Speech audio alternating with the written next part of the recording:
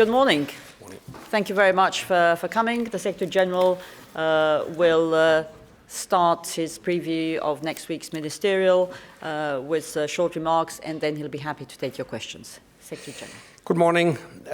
I've just returned from a visit to Japan and the Republic of Korea. This was the first ever trip by a NATO Secretary General to the Republic of Korea. And I met with President Park, ministers and members of Parliament.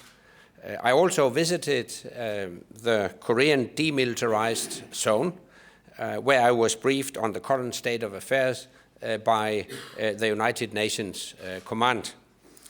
In Japan, I signed the first NATO-Japan joint political declaration with Prime Minister Abe, a declaration which will chart the future course of our partnership. And I also met members of the government and of Parliament. Japan and the Republic of Korea are important partners for NATO. We may be separated by geography, but we are united by much more. We share fundamental values such as individual liberty, democracy, human rights, and the rule of law.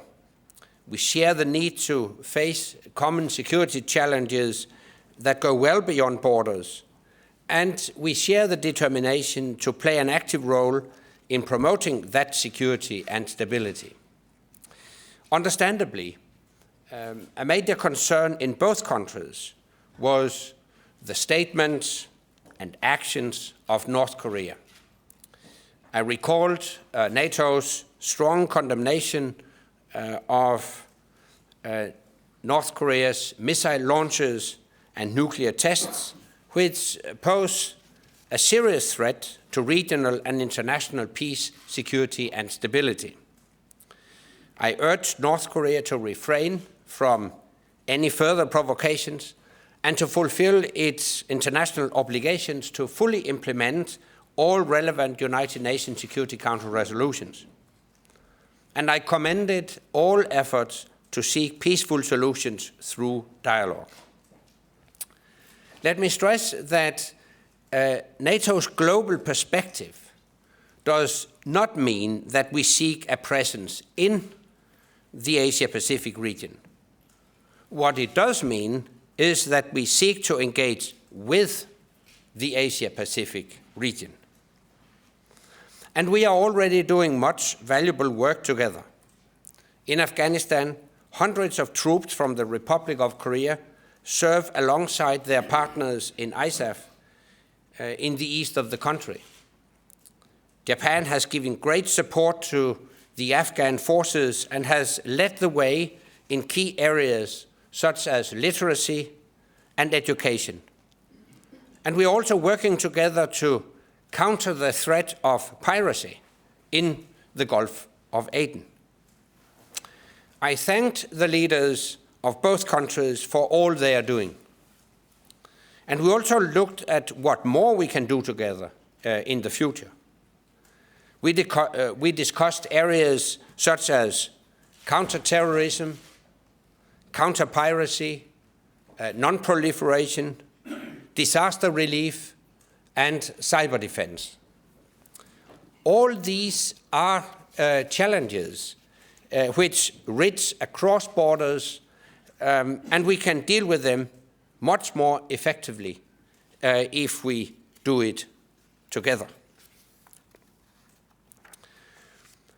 La question de nos partenariats sera également au cœur des débats de la semaine prochaine, à l'occasion de la réunion des ministres des Affaires étrangères de l'OTAN qui se tiendra mardi ici à Bruxelles. Ce sera une journée bien remplie.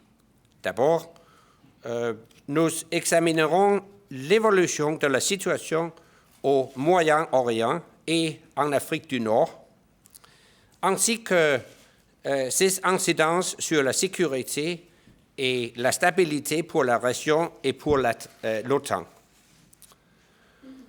Nous ferons le point sur le déploiement de nos missiles patriotes en Turquie, alors que la situation en Syrie continue de présenter un grave risque de débordement régional. En outre, nous tiendrons une réunion du Conseil OTAN-Russie avec M. Lavrov. Ce sera l'occasion d'approfondir le dialogue politique et d'avoir une discussion franche et ouverte sur des questions d'intérêt commun, notamment l'Afghanistan, la Corée du Nord et la défense antimissile. Je compte bien que nous lancerons la deuxième phase du Fonds d'affection spéciale du Conseil OTAN-Russie pour la maintenance des hélicoptères en Afghanistan. Par cette décision, nous allons accroître le nombre des activités qui contribueront à rendre l'armée de l'air afghane performante et autonome. Ces activités pourraient comprendre le développement de capacités d'évacuation sanitaire qui sont d'une importance capitale pour les forces afghanes. We will also meet with the foreign ministers of the 22 non-NATO countries which contribute to ISAF. Later this year, we will reach a significant milestone as the Afghan forces take the lead for security across the country. At the same time, ISAF's main effort will shift from combat to support. The milestone will mark the progress we have made. By the end of 2014, the Afghan forces will be fully responsible for security in their country, but our commitment to support them will continue to the end of 2014 and beyond. At this meeting, I also expect we will reach agreement on the means to ensure transparency and accountability in the way our future financing for the Afghan security forces is managed. This will be a significant step in sustaining the strength of the Afghan forces, as well as the public support in donor countries for this vital effort. So, as you see, we'll have a full agenda in front of us. And with that, I'm ready to take your questions.